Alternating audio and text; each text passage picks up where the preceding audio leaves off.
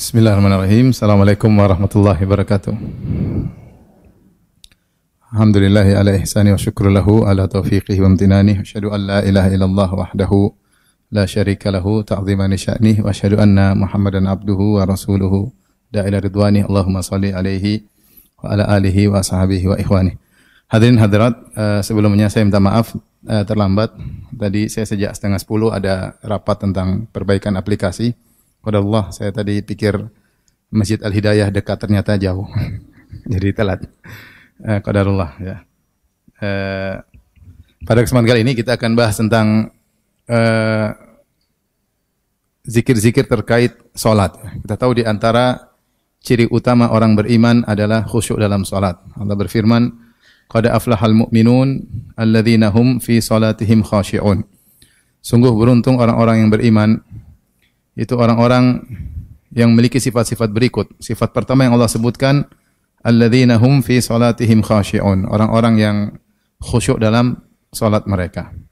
Kemudian Allah sebutkan sifat-sifat yang lain. Tetapi sifat yang pertama Allah sebutkan adalah khusyuk dalam salat. Kita tahu bagaimana agungnya salat. Dia adalah connecting langsung antara seorang hamba dengan penciptanya.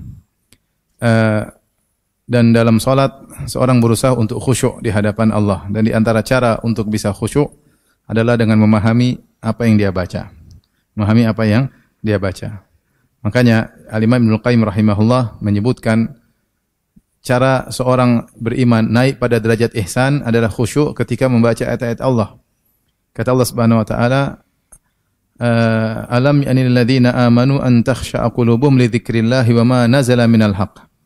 Sudah saatnya orang-orang beriman untuk khusyuk hati-hati mereka terhadap zikir kepada Allah dan apa yang Allah turunkan berupa kebenaran, itu Al-Quran. Maka di antara ciri-ciri orang yang ihsan adalah ketika mereka berzikir atau mereka baca Al-Quran, maka mereka khusyuk secara umum. Terutama lagi ketika sedang sholat. Maka pengajian kita mulai pertemuan kali ini dan berikutnya adalah terkait dengan zikir-zikir dalam salat, agar kita bisa lebih khusyuk dalam salat. Dan pada kesempatan kali ini yang akan kita bahas adalah zikir terkait ruku', Ruku' ya. Keutamaan ruku' ya. Apa keutamaannya? Keutamaannya di antaranya dia adalah rukun salat ya, rukun salat. Jadi bukan sekedar sunnah atau wajib, bahkan lebih daripada wajib, itu rukun salat. Allah berfirman, "Warka'i ma'ar raki'in." Ruku'lah engkau wahai Maryam bersama orang-orang yang ruku'. Ya ayyuhalladzina amanu ruk'u wasjudu wa'budu rabbakum waf'alul khair la'allakum tuflihun. Wahai orang yang beriman, ruku'lah. Ruku'lah, kata Allah Subhanahu wa taala, ya ayyuhalladzina amanu irka'u. Ruku'lah dan sujudlah. Kemudian Allah berfirman terhadap Maryam, warka'i ma'ar raki'in. Ruku'lah engkau bersama orang yang ruku'. Maksudnya salatlah engkau. Jadi Allah menyebutkan salat dengan menyebutkan ruku'. Ruku' maksudnya salat. Ketika Allah berkata kepada Maryam, ruku'lah bersama orang-orang yang ruku', maksudnya apa? Salatlah bersama orang-orang yang salat. Ketika salat diungkapkan dengan ruku', berarti ruku' itu perkara yang penting. Makanya para ulama sepakat bahwasanya ruku' adalah bagian dari rukun salat. Jika seorang tidak ruku', maka salatnya tidak sah. Kemudian yang kedua disebutkan oleh para ulama, salah satu cara menunjukkan ketundukan dan kehinaan kepada Allah adalah dengan ruku', yaitu adalah dengan sujud dan ruku'. Ya, di antaranya adalah dengan ruku'. Makanya kita lihat di dunia ini betapa banyak orang ketika menghormati orang lain, mereka ungkapkan dengan apa? Dengan ruku'. Ya tidak? Mereka ungkap dengan ruku'. Bisa ruku' sempurna, bisa ruku'in hina, tidak sampai sempurna, yaitu miring. Ya, itu miring sebagai bentuk penghormatan,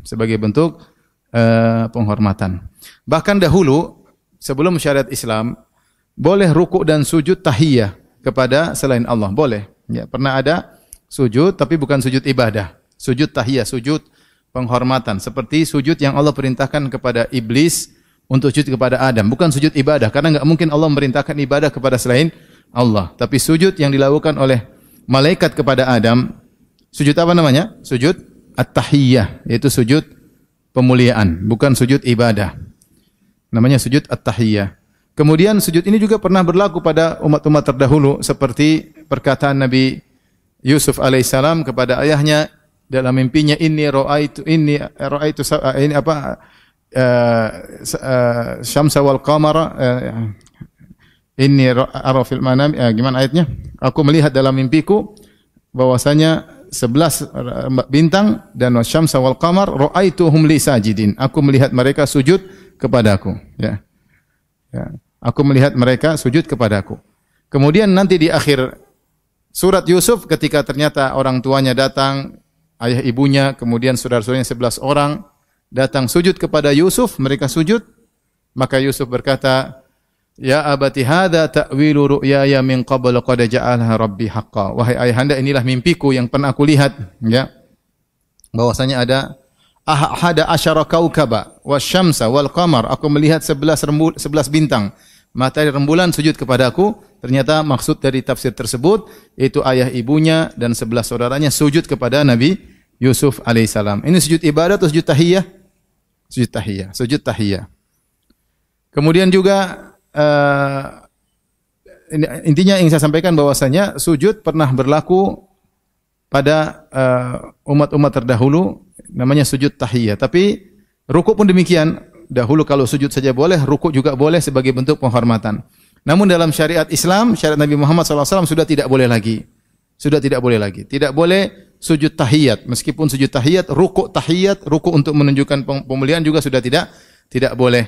Makanya Rasulullah SAW pernah berkata, "Lau kuntu amiran ahadan an yasjuda li ghairillah la amartul mar'ata an tasjuda li zawjiha." Kalau saya boleh suruh orang sujud kepada selain Allah, maksudnya sujud penghormatan, tentu saya akan suruh seorang wanita sujud kepada suaminya, ya.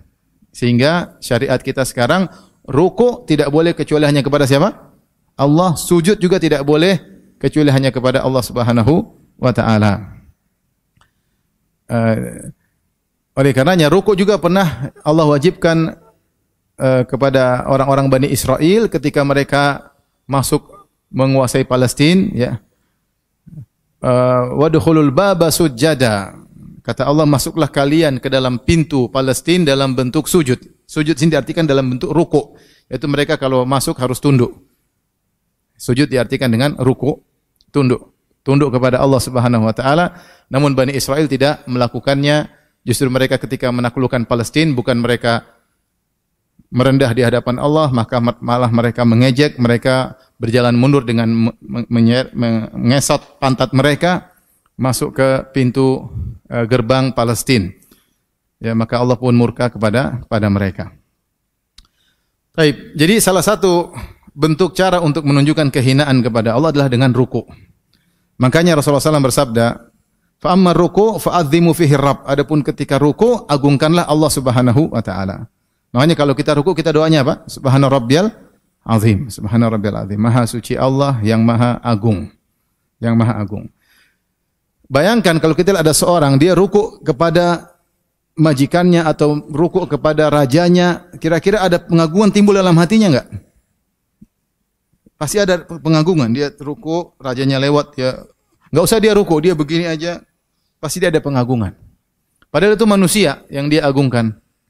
Maksudnya kata para ulama, kalau itu kepada manusia kita begini aja rasa pengagungan, kenapa ketika kita sholat tidak ada pengagungan seperti itu? Kita kadang ruku saja tanpa ada menghadirkan apa? Pengagungan. Bahkan orang kalau ruku kepada orang lain, dia merasa orang tersebut besar sehingga dia ruku, dia mengheningkan cipta, kemudian tunduk begini, dia rasa pengagungan.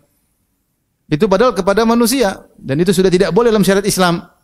Bagaimana lagi terhadap pencipta kita, pemberi rezeki kita? Harusnya ketika kita ruku, kita benar-benar menjalankan ibadah kepada Allah dengan pengagungan yang luar biasa kepada Allah. Makanya saya nasihat diri saya pribadi dan juga para hadirin hadirat, ketika ruku kita nikmati, benar-benar kita mengagungkan Allah dalam ruku tersebut. Dalam ruku tersebut kita benar mengagungkan Allah Subhanahu wa taala.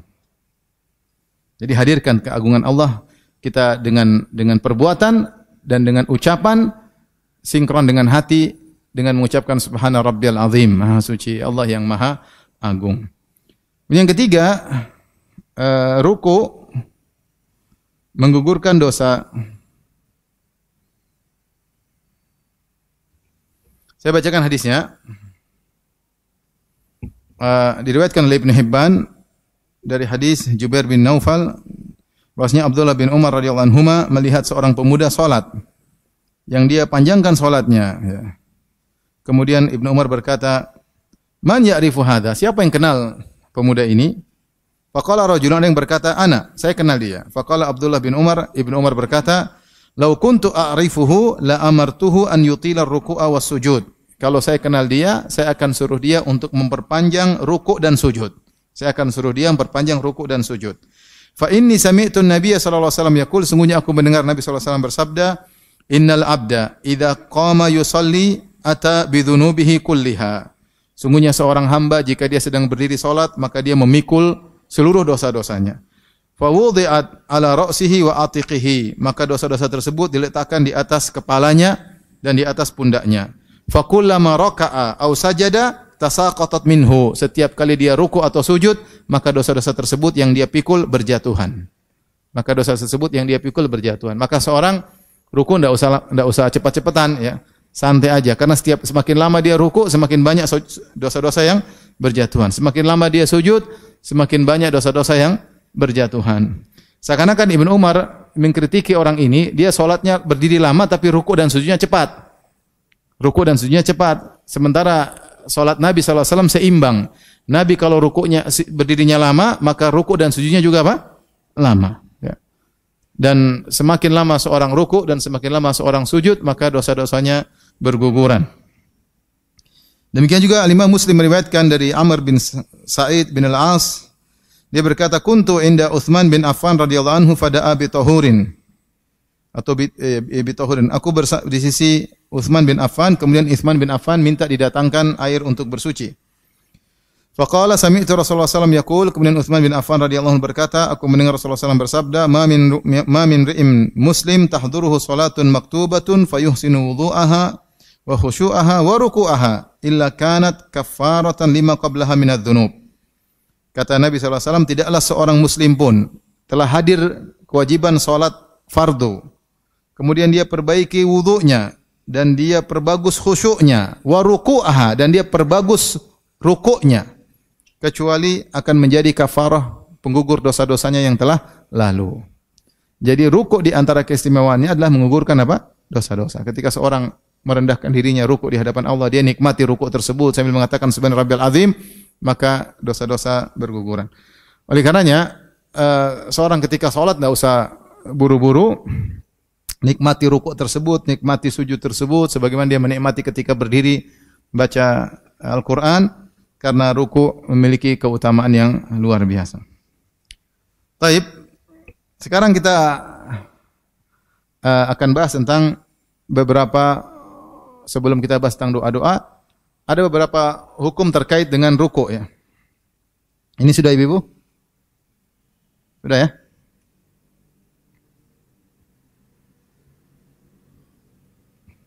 Hukum-hukum terkait ruku. Yang pertama, dilarang baca Al-Quran ketika ruku.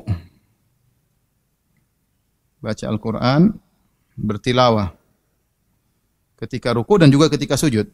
Ketika ruku dan sujud. Kata Rasulullah SAW, "Inni nuhitu an aqra al-Qur'ana raki'an aw sajidan." Aku dilarang oleh Allah untuk bertilawah Al-Quran ketika rukuk maupun sujud. Tilawah Al-Quran kapan?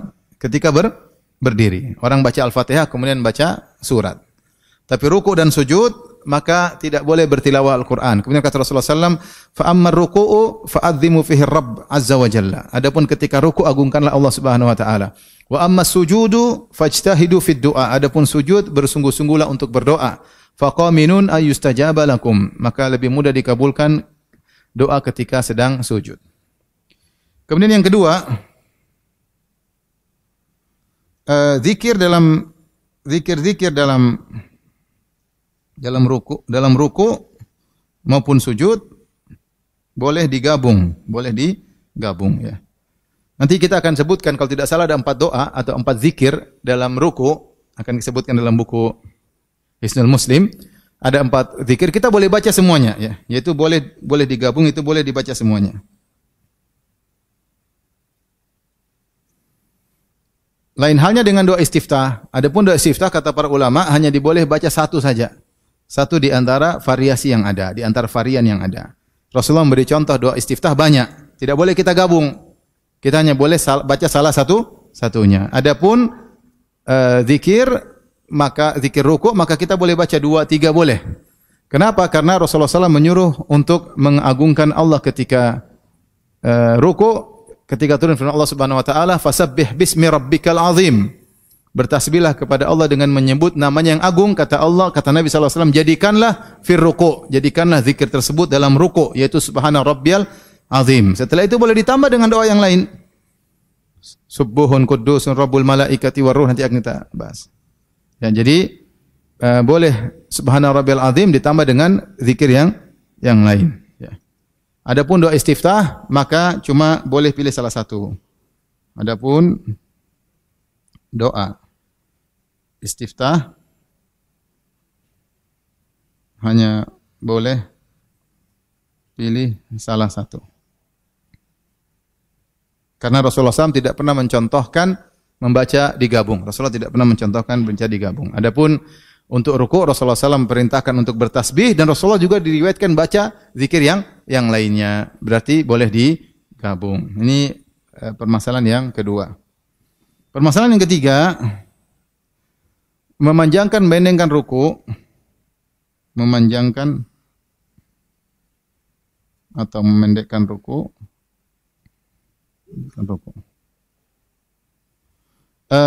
Ruku minimal sah adalah dengan tumak ninah. Tumak ninah itu apa? Sempat tenang sebelum pindah kepada rukun berikutnya. Jadi tidak boleh Allahu Akbar sami Allah. Dia belum sempat tenang sami Allahu liman hamidah. Harus Allahu Akbar, ada tenang sebentar. Harus ada tenang, namanya tumakninah. Siapa yang tidak tumakninah, salatnya tidak sah. Menurut jumhur ulama yaitu mazhab Maliki, Hambali, Syafi'i, bahwasanya tumakninah rukun salat. Jadi tumakninah itu apa? Tenang sebelum beranjak kepada rukun berikutnya. Tapi kalau orang Allahu Akbar, dia belum tenang, sami Allah liman hamidah, Allahu Akbar, ini batal salatnya. Jadi harus tenang dulu, Allahu Akbar, ada tenang sebentar. Nah, tenang itu kalau dengan satu sudah cukup. Dia tenang sebentar, subhana rabbiyal azim. Sudah cukup buat dia tenang, maka sudah sah. Maka minimal adalah sah dengan tumakninah meskipun hanya zikir sekali. Zikir subhana rabbiyal azim sekali. Meskipun hanya sekali. Kalau sudah mencapai ketenangan, maka itu afdal. Itu sudah oke, sudah sah. Yang kedua disebut afdalul kamal, kesempurnaan minimal. Kesempurnaan ini disebutkan oleh Ibnu Qudamah, kesempurnaan minimal adalah baca 3 kali. Baca 3 kali. Subhana rabbil azim, subhana rabbil azim, subhana rabbil azim. Atau subhana rabbil azim wa bihamdi, subhana rabbil azim wa bihamdi, subhana rabbil azim wa bihamdi. Paham? Adapun maksimal tidak terbatas. Maksimal dalam riwayat Rasulullah pernah 10 kali. Dalam riwayat Rasulullah pernah 10 kali. Ini tidak terbatas. Boleh 5, boleh 7, boleh. Rasulullah pernah 10 kali. Tapi kaidahnya kalau salat kita panjang, hendaknya kita rukunya juga panjang. Sujudnya juga panjang. Kalau salat kita pendek, maka rukunya biasa-biasa aja, enggak usah terlalu panjang karena diriwayatkan salat Nabi itu seimbang. Salat Nabi apa? Seimbang. Jadi kalau seorang salat pas dia baca surat panjang, dia ruku jangan cepat-cepat, boleh 7 kali, 8 kali, 10 kali, 11 kali terserah. Subhana rabbiyal azim, subhana rabbiyal azim, subhana rabbiyal azim, subhana rabbiyal azim, subhana rabbiyal azim. Enggak usah buru-buru. Minimal berapa kali? Sekali. Yang penting tumakninah. Minimal sempurna berapa? 3. Kemudian 10 lebih dari situ boleh. Paham? Paham tidak Ibu? Hukum yang keempat terkait dengan ruku. bolehkah berdoa dalam ruku?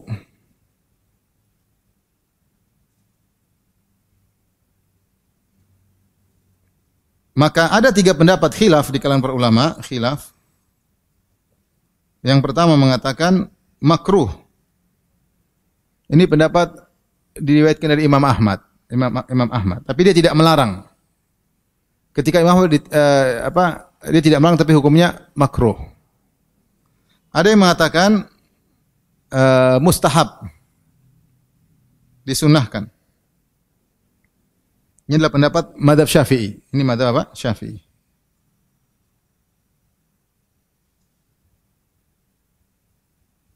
Jadi kita boleh berdoa setelah subhana rabbiyal azim, kita boleh berdoa ketika ruku. Pendapat yang ketiga, pendapat sebagian ulama, boleh tapi hanya Allahumma ghfirli, tapi hanya doa dari yang diriwayatkan dari Aisyah, yaitu subhanakallahumma rabbana wa bihamdika Allahumma ghfirli, yaitu subhanakallahumma rabbana wa bihamdika Allahumma ghfirli. Baik, datang dalam riwayat Rasulullah di antara zikir doa Nabi, zikir ruku Nabi ada 4. Nanti kita sampai ada 4. Salah satunya ini. Subhanakallahumma rabbana wa bihamdika Allahumma ghfirli. Allahumma ghfirli artinya ya Allah ampunilah aku, ya tidak? Ya Allah aku minta ampunan. Ini Rasulullah baca ketika ruku dan sujud. Berarti Rasulullah SAW berdoa dengan Allahumma ghfirli. Maka sinilah khilaf. Sebagian ulama mengatakan makruh. Kenapa makruh? Karena Rasulullah SAW perinci ketika itu. Rasulullah mengatakan, inni nuhitu an aqra'al Qur'ana raki'an aw sajidan. Perhatikan hadis ini. Aku dilarang baca Al-Qur'an ketika ruku' maupun sujud. Fa ammar ruku'u fa'azzimu fihi Rabb azza wa jalla. Ketika ruku' maka agungkanlah Allah Subhanahu wa taala. Wa ammas sujudu, adapun sujud, fajtahidu fid du'a, maka bersungguh-sungguhlah untuk berdoa. Faqamin istajaba lakum, maka dimudahkan untuk dikabulkan. Di sini Rasulullah mengcompare antara ruku' dengan apa? Sujud. Ruku' Nabi suruh mengagungkan Allah, sujud Nabi suruh banyak berdoa. Sehingga dipahami waktunya berdoa adalah sujud, bukan ruku'. Kalau begitu doa ketika ruku' hukumnya apa? Makruh. Makruh artinya boleh tapi tidak dianjurkan. Boleh tidak dianjurkan dan tidak disukai karena fokus adalah berdoa dengan ketika sujud. Pendapat kedua yang mengatakan dianjurkan, kata mereka ini buktinya Rasulullah dalam ruku' dia berdoa. Adapun mengatakan dilarang berdoa ketika ruku itu mafhum aja. Kita pahami ketika di-compare, adapun ruku agungkan Allah, adapun sujud maka berdoalah. Maka dipahami kalau gitu ruku bukan tempat doa. Itu hanya pemahaman, tapi berlawanan dengan mantuk hadis yaitu tekstual. Ini kontekstual. Tekstual hadis Rasulullah berdoa ketika ruku dengan berdoa subhanakallahumma rabbana wa bihamdika Allahumma ighfirli.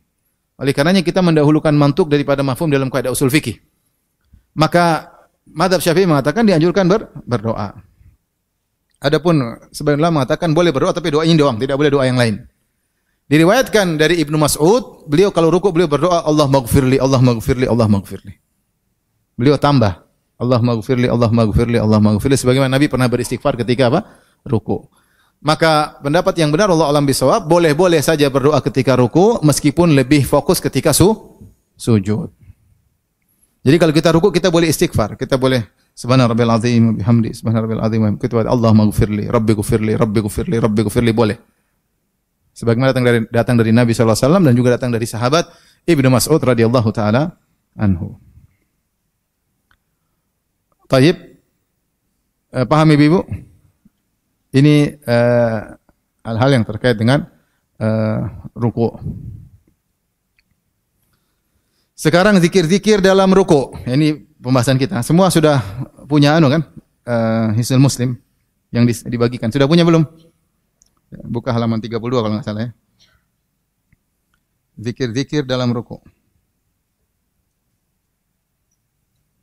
Bacaan.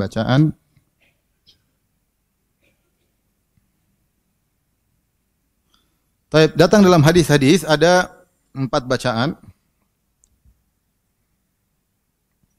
Lihat halaman 32 ya. Yang pertama subhana rabbiyal azim. Yang pertama subhana rabbiyal azim. Subhana rabbiyal azim. Ada tambahan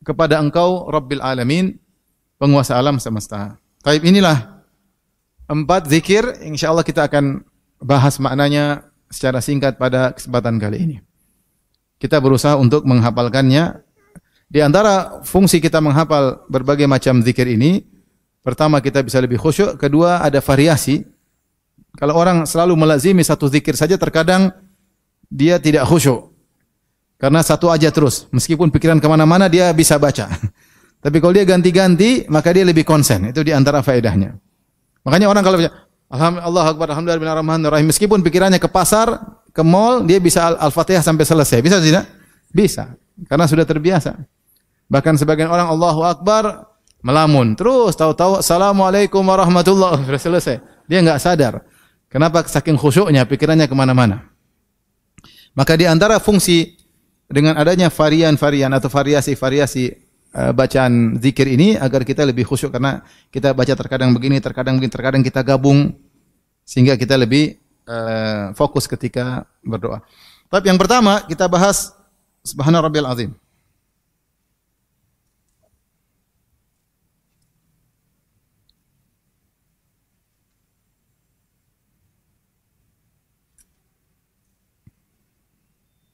Subhana Rabbiyal Azim ada tambahan tadi apa? Wabi hamdihi.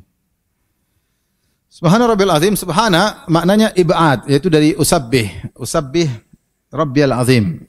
Tasbih maknanya adalah ib'ad, yaitu menjauhkan. Maknanya adalah menjauhkan. Menjauhkan apa? Maksudnya menjauhkan Allah dari hal-hal yang merupakan kekurangan, merupakan aib dan kekurangan. Seperti qalu takhadhar rahmanu waladan subhana. Contoh. Mereka mengatakan Allah punya anak. Kata Allah subhanallah. Subhanah, maha suci Allah. Kenapa Allah tidak pantas punya apa? Anak. Saya carikan ayatnya misalnya. Biar ada makna subhana itu ngerti.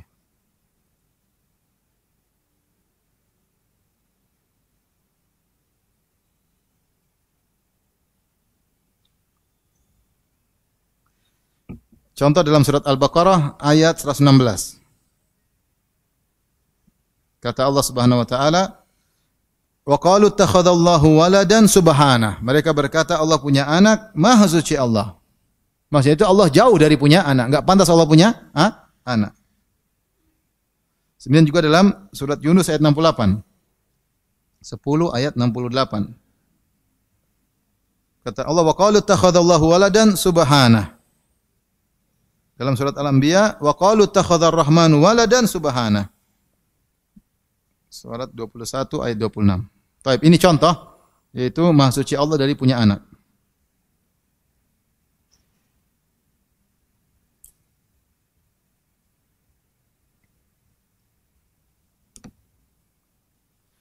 Contoh lagi, misalnya firman Allah dari kesyirikan.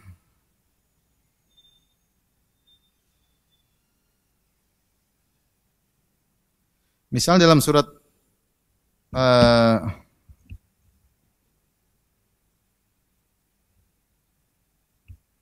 surat Az-Zumar, contoh surat Az-Zumar surat 39 ya. Ayat 67. Saya bacakan ayatnya. Wa ma qadarullaha haqqa qadrih. Mereka tidak menggabungkan Allah sebagaimana mestinya. Wal ardu jami'an qabdatuhu yaumal qiyamah. Sementara pada hari kiamat bumi semuanya dalam genggaman Allah. Was samawati matwiyatun biyamini. Sementara langit semuanya dilipat dengan tangan kanan Allah. Subhanahu wa ta'ala amma yusyrikun. Maha suci Allah dari kesyirikan yang mereka lakukan. Yaitu Allah yang menyampaikan, kenapa kalian menyembah Nabi Isa kalian sembah, nyembah malaikat, nyembah hewan, nyembah matahari. Itu makhluk-makhluk tidak bisa bikin apa-apa ketika hari kiamat. Ketika hari kiamat, siapa yang menggenggam bumi? Allah. Siapa yang melipat langit? Allah. Seharusnya itulah yang bisa menggenggam langit dan bumi. Pada hari kiamat, itulah yang berhak untuk disembah. Maka ketika mereka menyembah selain Allah, Allah mengatakan, Subhanahu wa ta'ala. Maha suci Allah dari kesyirikan yang mereka lakukan. Ini maha suci dari sesembahan-sembahan selain Allah.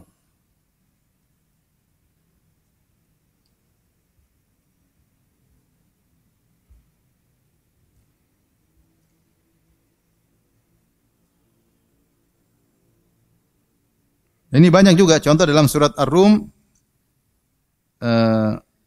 surat 40 surat 30 ayat 40.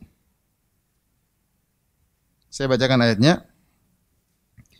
Allahul ladzi khalaqakum tsumma razaqakum tsumma yumitukum tsumma yuhyikum. Dialah Allah yang telah menciptakan kalian. Setelah menciptakan Allah kasih rezeki kepada kalian. Kemudian Allah wafatkan kalian. Kemudian Allah bangkitkan kalian.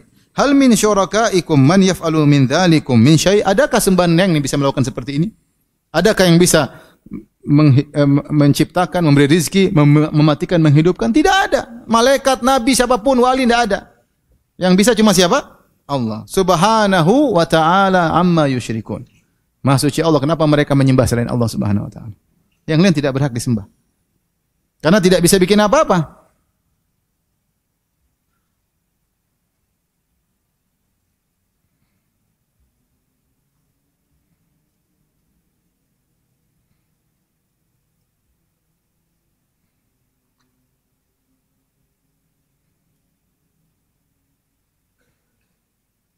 Taib, ini diantara makna subhana. Jadi ketika kita membaca subhana, pikiran kita ke situ. Allah tidak pantas punya anak. Allah tidak pantas punya apa? Istri. Allah tidak pantas ada yang disembah selain Allah Subhanahu wa taala. Kita mengatakan subhana rabbiyal azim. Taib, rabbiyal azim, Rabbi maksudnya Rabbku, al-azim maksudnya yang maha agung. Rabbku yang maha agung. Yang maha agung, Rabbku yang maha agung. Al-azamah berarti Allah memiliki sifat al-azamah. Al-azamah itu keagungan. Al-azamah ini mengumpulkan banyak sifat-sifat.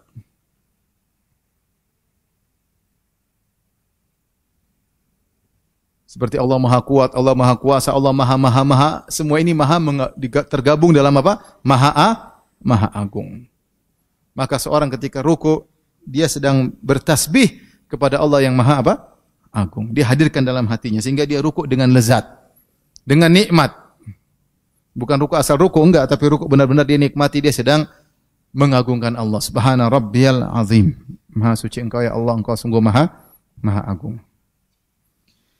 Adapun tambahan wa bihamdihi, maka ini juga ada dua pendapat. Maknanya apa? Maknanya ada dua pendapat.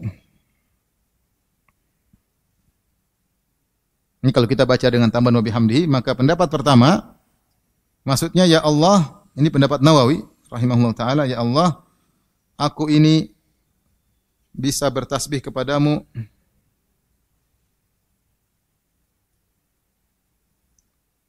karena karunia darimu. Yaitu dia tahu bisa bertasbih, demikian juga bisa ruku. Atau bukan bisa bertasbih, bisa ruku ya. Aku bisa ruku kepadamu, ini pendapat Nawawi, karena karunia darimu. Seakan-akan An-Nawawi rahimahullah ketika menafsirkan dengan tafsiran ini, beliau berkata, betapa banyak orang tidak bisa ruku. Betapa banyak orang kafir tidak bisa ruku. Betapa banyak orang Islam tidak mau apa? Ruku. Orang kafir jelas tidak mau ruku karena mereka tidak beriman kepada tauhid. Banyak orang muslim juga tidak mau salat, tidak mau ruku. Bahkan ada orang yang mau ruku tidak bisa ruku, seperti orang sakit. Sakit, kemudian tergeletak di tempat tidur. Makanya betapa banyak orang sakit ketika dia tidak bisa salat dengan ruku dan sujud, ketika dia sembuh, dia benar-benar menikmati ruku dan sujud tersebut. Nah, kita alhamdulillah bisa ruku. Ada juga orang rukunya enggak bisa lurus. Baru setengah sudah encok ya. Makanya kalau kita bisa ruku, kita bilang wa bihamdika. Ya Allah, sungguh aku muji engkau karena engkau telah beri nikmat kepada aku bisa ruku. Ruku ini nikmat luar biasa. Banyak orang terhalangi dari ruku tersebut. Kalau bukan kau tidak beri hidayah kepada aku tidak bakalan ruku. Kenapa aku bisa ruku? Berarti ada hidayah pengin ruku dan kau berikan kesehatan kepada aku sehingga aku bisa ruku dengan sempurna. Maka aku memujimu wa bihamdika. Ini pendapat yang pertama. Pendapat yang kedua, maksudnya wa bihamdika, yaitu aku bertasbih kepadamu dalam kondisi sekalian memujimu.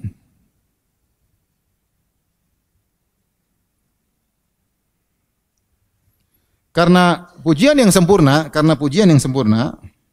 Karena pujian yang sempurna adalah menggabungkan an-nafyu wal isbat. An-nafyu wal isbat. An-nafyu itu artinya peniadaan. Isbat maksudnya penetapan. Penetapan. An-nafyu kita ambil dari tasbih, Ketika mengatakan subhana rabbiyal azim. Subhana maksudnya aku mensucikan Engkau ya Allah dari segala kekurangan. Aku menafikan Engkau dari bentuk-bentuk kekurangan. Wa bihamdika penetapan aku memujimu karena Engkau punya banyak hal yang harus aku memujimu. Alhamdulillah. Maka kita alhamdulillah. Kita muji Allah kenapa? Banyak. Kita muji Allah karena Dia pencipta kita. Kita muji Allah karena Dia berikan kenikmatan kepada kita. Kita muji Allah karena segala keputusan yang terbaik kalau kita imani. Saya sudah bahas dalam sebagian tafsir, sebab kita muji Allah banyak, bukan cuma karena nikmat, bukan. Kita muji Allah karena sifat-sifatnya yang begitu sempurna, banyak hal. Makanya kalau kita pun terkena musibah, kita bilang alhamdulillah ala kulli hal. Karena pasti keputusan Allah kalau kita ridha, pasti di balik itu ada kebaikan. Kita ngerti hikmah atau tidak, pasti di balik itu ada kebaikan kalau kita ridha. Maka banyak hal yang menjadikan kita harus memuji Allah Subhanahu wa taala, dan ketika seorang menggabungkan antara nafyu wal itsbat, maka dia sempurna dalam mengagungkan Allah. Dia mengatakan subhana, yaitu saya menafikan dari Engkau berbagai macam kekurangan, wa bihamdika, saya memujimu dengan berbagai macam kelebihan Engkau ya Allah, kesempurnaanmu. Maka lengkaplah dia memuji Allah, lengkaplah dia mengagungkan Allah Subhanahu wa taala. Maka ketika dia rukuk dia baca subhana rabbiyal azim wa bihamdi. Berapa kali? 1 boleh, minimal 3 sempurna, 10 boleh, 100 juga boleh, yang penting kuat. Tapi tadi zikir rukuk dan sujud harusnya seimbang dengan panjangnya berdiri. Jangan baca qul huwallahu ahad ternyata rukuknya 100 kali subhana rabbiyal azim. Enggak pas. Tapi ini subhana rabbiyal azim. Paham Ibu? Tapi kita lanjut zikir yang kedua.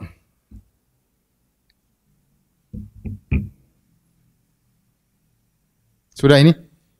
Sudah? Zikir yang kedua. Subhanakallahumma subhanakallahumma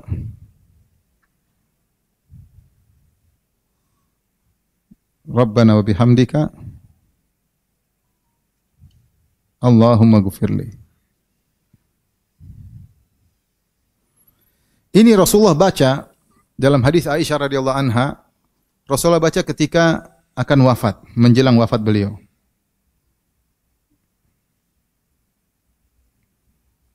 Rasulullah banyak baca. Sallallahu alaihi wasallam.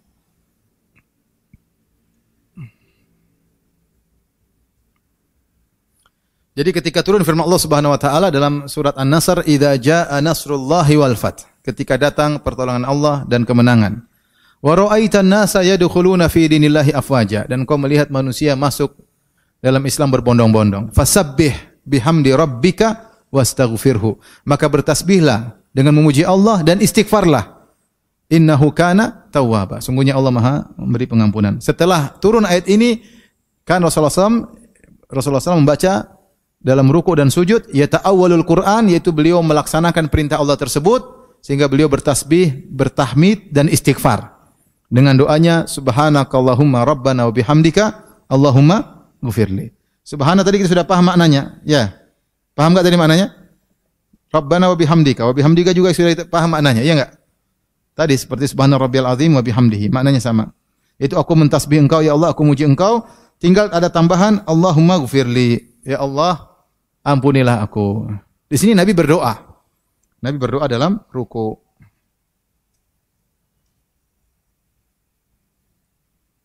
Beristighfar. Makanya tadi saya katakan dan diriwayatkan juga dari Ibnu Mas'ud.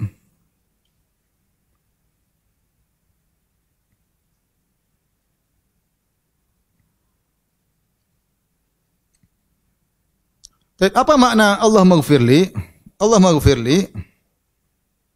Allahumma maksudnya sama Rabbana, ya. Ya Allah. Allahumma itu maknanya ya Allah.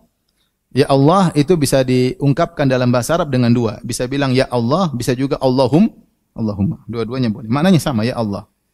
Ighfirli. Allahumma ighfirli. Ya Allah, ampunilah aku. Ighfirli maksudnya aku minta ampunan, maghfirah darimu. Nah, apa maghfirah? Maghfirah itu maknanya diambil dari kata mikfar. Mikfar artinya adalah helm yang dipakai oleh prajurit perang, dan fungsi helm itu ada dua, yaitu untuk menutupi kepala dan yang kedua untuk menahan kalau ada senjata musuh yang mengenai kepala. Jadi fungsinya dua, menutup dan menangkis ya. Menutup dan apa? Menangkis. Fungsinya maghfirah tadi artinya dari apa? Dari helm prajurit. Dari mikfar yang artinya helm prajurit, helm besi prajurit. Fungsinya dua. Yaitu menutup kepala dan menangkis apa? Menangkis senjata musuh. Dari sini Ibnu Qayyim rahimahullah berkata, tidak semua penutup kepala disebut mikfar. Contoh, sorban. Sorban tidak dikatakan mikfar karena meskipun sorban menutup tapi dia tidak menangkis. Kalau ada besi kena. Sama toqiyah, songkok, dia menutup tapi tidak menangkis. Disebut mikfar karena memiliki dua fungsi, menutup dan menangkis. Oleh karenanya yang dimaksud dengan menutup kepala yaitu ya Allah, tutuplah dosa-dosaku. Jangan kau bongkar. Kita siapa sih tidak maksiat di dunia ini? Semua itu maksiat. Laki perempuan. Apalagi tatkala bersendirian. Ya Allah, jangan buka dosa-dosaku, aibku di dunia, terlebih lagi di akhirat. Itu maknanya maghfirah. Ya Allah, tutuplah aib-aibku. Yang kedua, menangkis senjata musuh. Ya Allah, jangan timpakan kepadaku dampak buruk dosa-dosaku.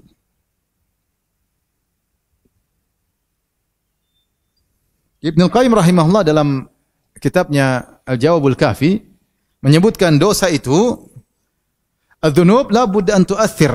Bahwasanya dosa itu pasti punya pengaruh, cepat atau lambat. Seperti racun kalau kita makan pasti punya pengaruh. Sedikit banyak, cepat atau lambat pasti punya pengaruh. Karena dosa itu ibarat seperti racun. Nah, setiap dosa pasti ada dampaknya. Kita melihat yang haram pasti ada dampaknya. Kita dengar yang haram pasti ada dampaknya. Kita suudzon, kita hasad pasti ada dampaknya. Enggak mungkin tidak. Tapi kalau kita banyak istighfar, kita bilang Allah maghfirli, dampak itu tidak jadi. Karena kita minta ya Allah, tangkislah dampak-dampak tersebut karena aku tidak bisa meninggalkan dosa-dosa tersebut, belum mampu. Maka itu makna Allahumma ighfirli. Jadi apa makna Allahumma ighfirli? Tutuplah aib-aibku, dosa-dosaku jangan kau umbar, jangan kau bongkar.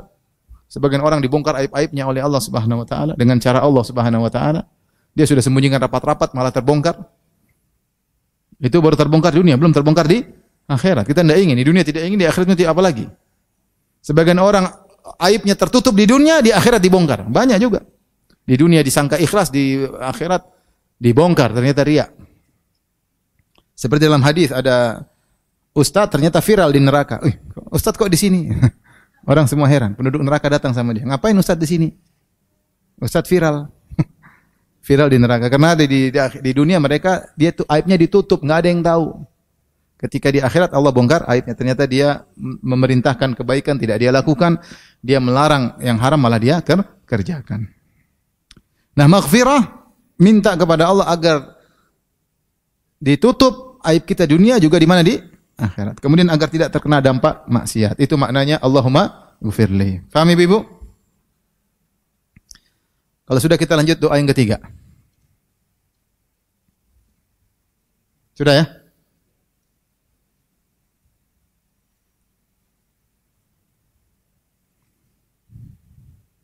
Subuhun Qudusun Rabbul Malaikati Warruh.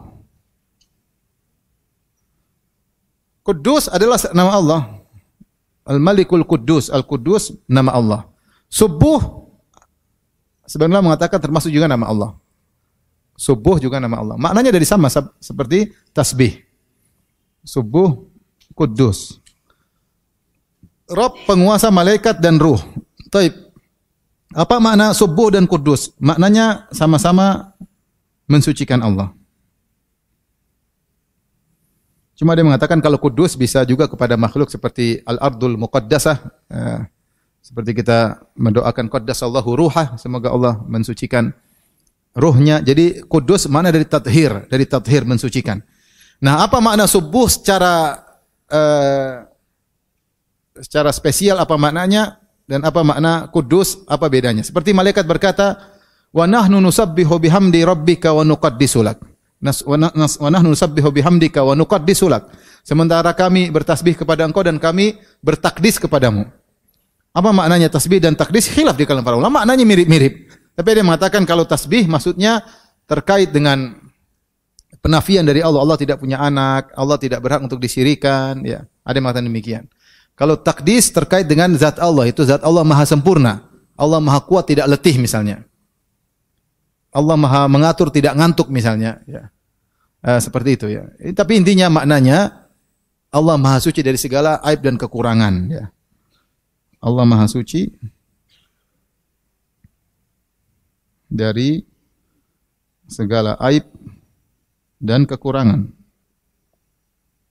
terkait dengan zatnya maupun sifat-sifatnya.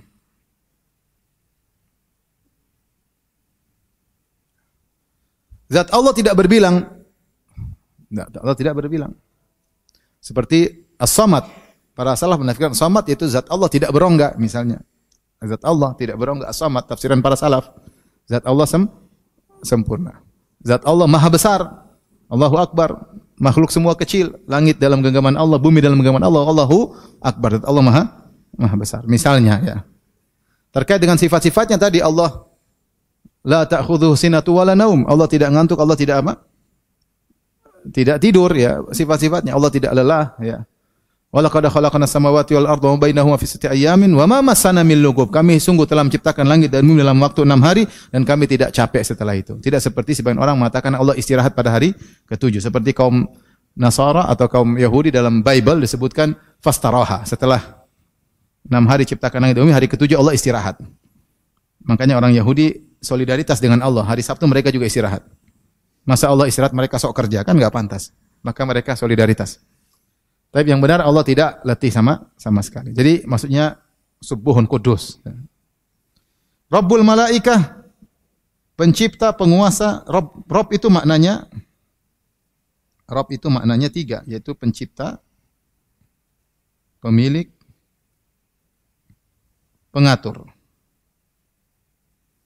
Kenapa disebut malaikat? Karena malaikat makhluk yang sangat dahsyat, tidak makan, tidak minum, tidak pernah letih, la yafturun. Kalau sudah beribadah kepada Allah, yusabbihuna al-laila wan nahara la yafturun.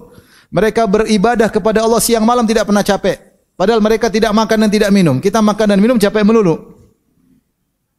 La ya'sunallaha ma amarahum wa yaf'aluna ma yu'marun. Mereka selalu menjalankan perintah Allah dan tidak pernah membangkang perintah Allah Subhanahu wa taala.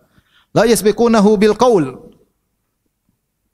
wa hum bi amrihi ya'malun. Mereka tidak pernah mendahului Allah Subhanahu wa taala. Malaikat luar biasa. Belum malaikat Jibril, kalau dibuka sayapnya, satu sayap dibuka, saddal ufuk, menutup cakrawala. Bagaimana malaikat Jibril kemudian mencungkil kaum Sodom dengan satu sayapnya, dicungkil, dibawa ke atas, kemudian dijatuhkan, hancur lebur dengan kekuatannya malaikat Jibril alaihissalam. Belum malaikat Hamalatul Arsy, pengangkat arsy Allah Subhanahu wa taala, malaikat luar biasa.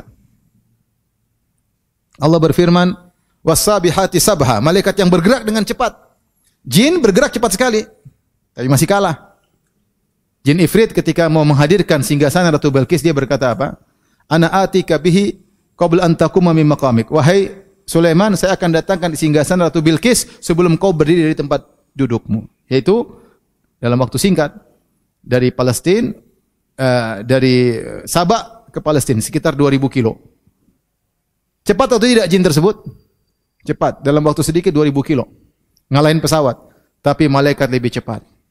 Malaikat Jibril naik, perintah Allah sampaikan kepada Nabi, cepat. Maka Allah sabihati sabaha, yang bergerak dengan cepat. Malaikat. Maka di sini kita memuji Allah, mengagungkan Allah dengan mengingat Allah ini pencipta makhluk yang sangat dahsyat, yaitu apa? Malaikat. Yang di luar dari nalar kita, kita tahu energi itu harus dengan asupan baru kita bisa bergerak. Malaikat tidak makan, tidak minum, bagaimana mereka bisa memiliki energi yang luar biasa? Tidak ada letih sama sekali, konstan energi mereka, padahal mereka tidak makan, tidak minum. Kita kebanyakan makan kolesterol, kebanyakan makan gemoy, dan seterusnya. Jadi yang menciptakan malaikat adalah Allah, yang memiliki malaikat Allah, yang menguasai mereka, mereka semua tunduk kepada Allah, yang mengatur mereka adalah Allah Subhanahu wa taala. Adapun ar-ruh, maka ini dua pendapat. Ada yang mengatakan ar-ruh maksudnya Jibril alaihissalam. Seperti Allah dalam banyak ayat ya. Tanazzalul malaikatu war-ruhu. Turunlah para malaikat dan ruh. Maksudnya apa? Jibril. Disebutkan secara spesifik karena dia adalah pemimpin para malaikat. Sayyidul malaikah, pimpinan para malaikat Jibril. Maka Allah sebut secara khusus. Dzi quwwatin 'inda dzil arsy makin. Kata Allah, Jibril dzi quwwah, makhluk malaikat yang kuat. Inda dzil arsy, di sisi Allah pemilik penguasa arsy, makin memiliki kedudukan. Jibril memiliki kedudukan di sisi Allah Subhanahu wa taala. Maka disebutkan secara khusus Jibril alaihissalam. Seperti Allah berfirman, "Man kana aduwwan lillahi wa rusuli wa malaikati wa rusulihi wa Jibril wa Mikal, fa inna Allah aduwwul kafirin." Siapa yang memusuhi Allah, memusuhi malaikatnya, memusuhi rasulnya, memusuhi Jibril. Jibril maksudnya ar-ruh. Ini pendapat pertama. Yang kedua yang dimaksud dengan ruh adalah al-arwah. Maksudnya al-arwah itu ruh-ruh makhluk, termasuk manusia. Yaitu Allah bukan hanya menciptakan badan, Allah juga menciptakan ruh dengan berbagai macam modelnya. Maka kita menggabungkan Allah dengan berkata demikian, Subuhun Qudusun Rabbul Malaikati Warruh. Paham ya? Jadi kalau kita baca, kita ingat ini. Oh, ada satu lagi zikir saya lupa ya. Subhanadzil Jabaruti wal Malakuti wal Kibriyai wal Azam. Ada lagi satu ya. Zikir, ada 5 zikir, saya lupa. Waktunya udah habis tapi. Tapi kita bahas singkat aja. Ada berapa di situ disebutin? Oh, terakhir saya lupa ya. Subhanadzil Jabaruti wal Malakuti wal Kibriyai wal Azam. Tapi kita yang keempat. Jadi ternyata ada 5. Mohon maaf, kelewat tadi. Ya. Subhana Dzil Jabaruti wal Malakuti wal Kibriyai wal Azamah. Maha suci Allah yang memiliki Jabarut, yang memiliki Al-Malakut, kekuasaan, wal Kibriya dan keagungan. Nanti kita bahas insyaallah. Tapi kita bahas yang keempat. Yang keempat.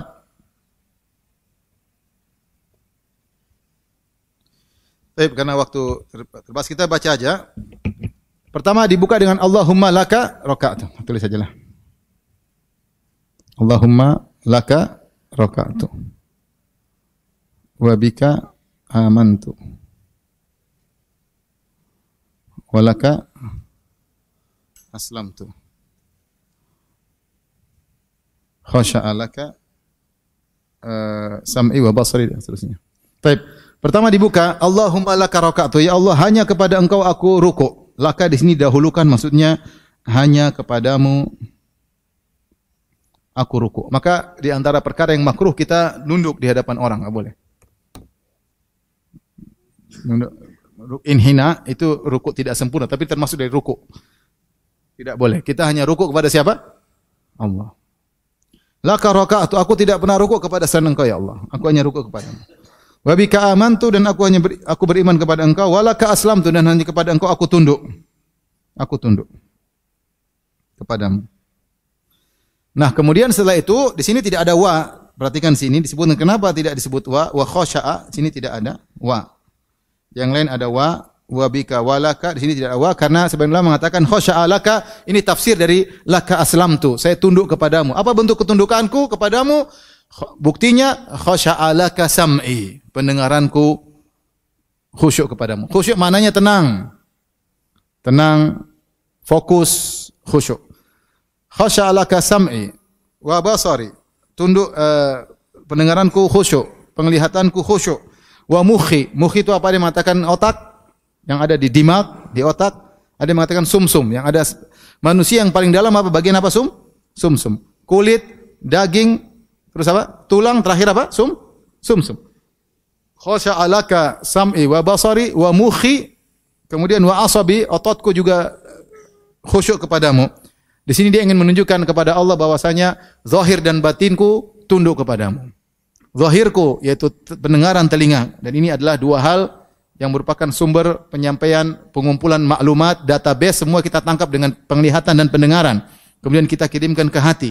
Maka semua penglihatanku, semua pendengaranku tunduk kepadamu ketika aku sedang ruku. Aku tidak dengar apa-apa, aku tidak melihat apa, hanya fokus kepadamu. Kemudian batinku juga khusyuk kepadamu, yaitu yang paling dalam adalah mukh, yaitu sumsum, tulangku atau otakku. Kemudian asabi, ototku juga tunduk kepadamu. Kemudian wa mastaqalla bihi qadami, dan apa yang dinaungi oleh kedua kakiku, yaitu seluruh tubuhku sedang tunduk kepadamu. Jadi perkataan Nabi khasha'a laka sam'i wa basari wa mukhi wa asabi wa mastaqallat bihi qadami lillahi rabbil alamin, itu tafsiran dari laka aslamtu. Kepada engkau aku tunduk, bukti tunduknya seperti. Jadi ketika seorang baca seperti ini, maka dia akan lebih khusyuk ketika apa? Ruku. Dihafal ibu-ibu ya? Dihafal. Allahumma laka raka'atu wa bika amantu walaka aslamtu. Terus khasha'a laka sam'i wa basari wa mukhi wa asabi wa mastaqallat bihi qadami lillahi rabbil alamin. Nanti hafal di rumah ya. Nanti kesiangan kita. Baik, yang terakhir doa subhana dzil jabaruti wal malakuti wal kibriyai wal azama. Maha suci Allah. Dzi yaitu sahib, sang pemilik, jabarut, sang pemilik.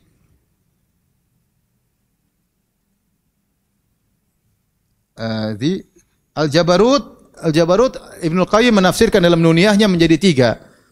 Al-Jabarut diambil dari jabar, di antara jabrul kasr, yaitu yang menambal kekurangan orang-orang susah, seperti jabrul dha'af. Artinya hanya engkaulah Allah yang menolong orang-orang yang susah. Ya. Seperti dalam doa wajbur kasirana, ya Allah, kalau ada yang patah di antara kami maka sembuhkanlah. Namanya jabar. Jabar makna yang kedua adalah al-qahar, yaitu yang maha kuasa.